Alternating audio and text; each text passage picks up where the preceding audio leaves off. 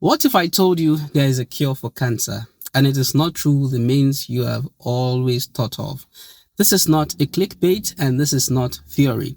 This is something that has worked in real life and it is something that can change the world. The story I want to tell you today starts with a dog. Yes, a dog. In 2019, a rescue dog named Rosie was adopted by Paul Conyngham, a tech entrepreneur and data scientist. In 2024, Rosie developed aggressive mast cell cancer, and after surgery, chemotherapy, and immunotherapy failed to control it fully. The prognosis was that Rosie now had between 1 and 6 months to live. Instead of accepting that outcome, Paul approached the problem like a data engineer rather than only a pet owner. Rosie's cancer was not just hard to treat, it was biologically complex and unique.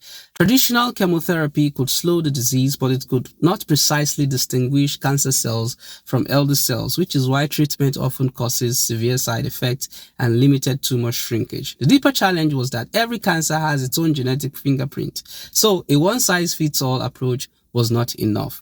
So what did Paul actually do? Let me break this down step by step in plain language, and how does that affect you? 1. He opened ChatGPT and started asking questions. ChatGPT, Gemini, and Grok, the same AI tools available to everyone watching this right now, and had deep extended conversations about cancer biology, immunology, and emerging treatment. He was not a biologist, he had never studied medicine, but he was asking exactly the right questions, and the AI was giving him a roadmap.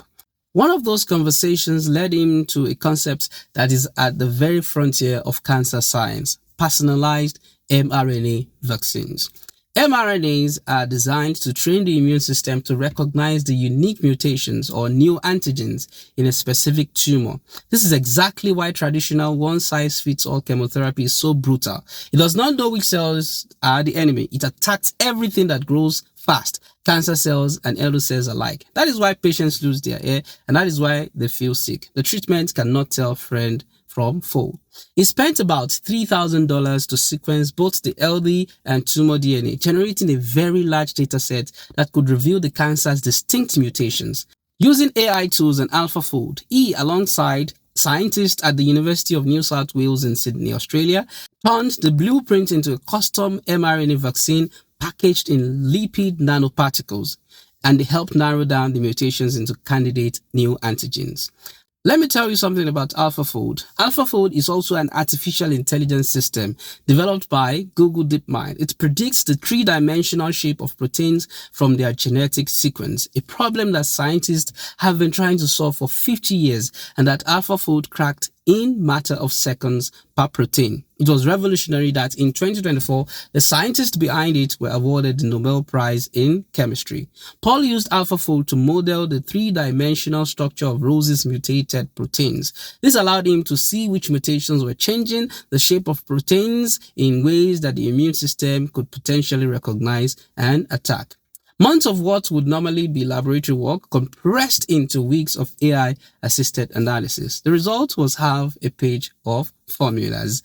After Rosie received the vaccine in December 2025, the tumor began shrinking within a week. By January 2026, her primary tumor had reduced by about 75%, and the dog that had been near the end of life was active again, even jumping fences to chase rabbits. This was only one case, so it does not prove a universal cure, but it showed something historically important.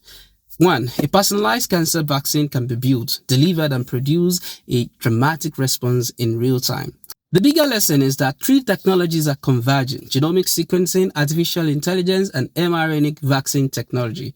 Sequencing reveals the tumor's unique mutations, AI helps interpret the massive data quickly, and mRNA technology turns that information into a custom treatment. Together, they point towards a future where cancer care may become far more personalized, precise, and less destructive than conventional therapy. The story also shows that scientific breakthroughs can come from unexpected people who combine curiosity, persistence, and access to the right tools. My name is Dr. Ashraf Akintola, and I teach students and researchers across Africa the techniques and technologies called bioinformatics that made all this happen. Join our community through the link attached to this video.